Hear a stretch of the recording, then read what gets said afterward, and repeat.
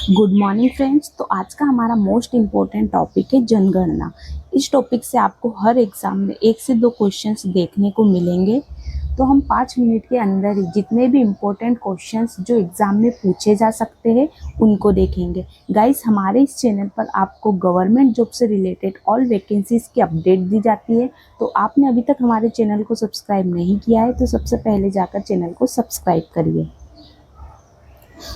तो जो हमारी भारत की जनगणना है उसकी शुरुआत कब हुई थी? तो भारत में जनगणना की शुरुआत 1872 में हुई थी।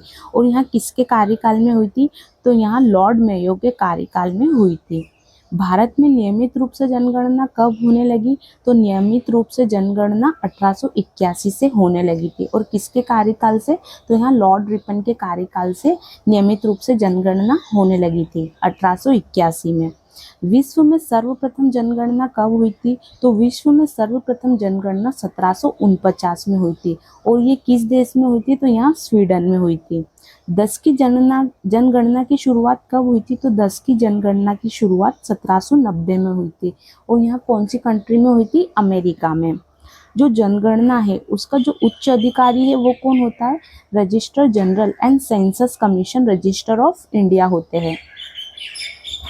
प्रथम जनगणना के जनगणना आयुक्त कौन थे? तो भारत में प्रथम जनगणना के जनगणना आयुक्त WC प्लाउडेन थे। और जनगणना कितने वर्षों में कराई जाती है? तो जनगणना हर 10 वर्ष के अंतराल में कराई जाती है। पिछली बार यहाँ 2011 में हुई थी, अब 2021 में होना थी, बट कोविड के चक्कर में 2021 में नहीं हुई थी ये। भारत में प्रभावित साक्षरता दर की गणना की जाती है।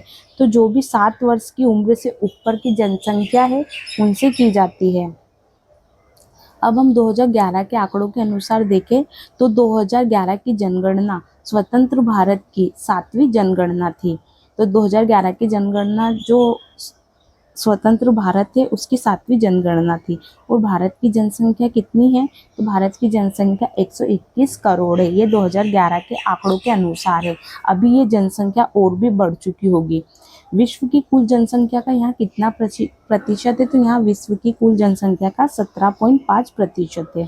भारत की कुल जनसंख्या में नगरीय जनसंख्या का प्रतिशत कितना है? तो यहाँ 31.2 है। 2011 की जनगणना के समय जनगणना आयुक्त कौन थे? तो 2011 की जनगणना के समय जनगणना आयुक्त C चंद्रमौली जी थे।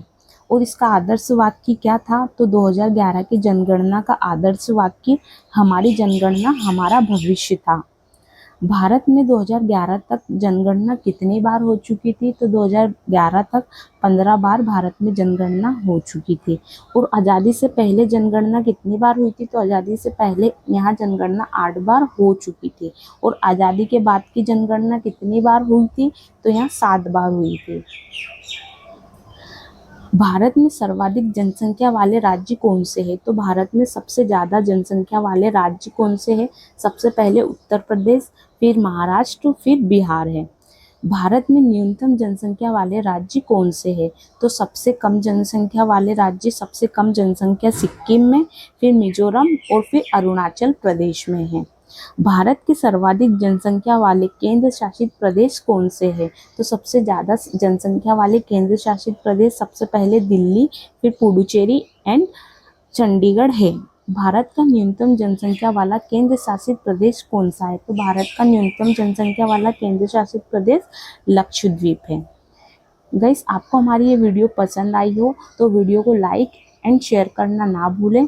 और आपने अभी तक हमारे चैनल को सब्सक्राइब नहीं किया है तो सबसे पहले जाकर चैनल को सब्सक्राइब करिए। जय हिंद।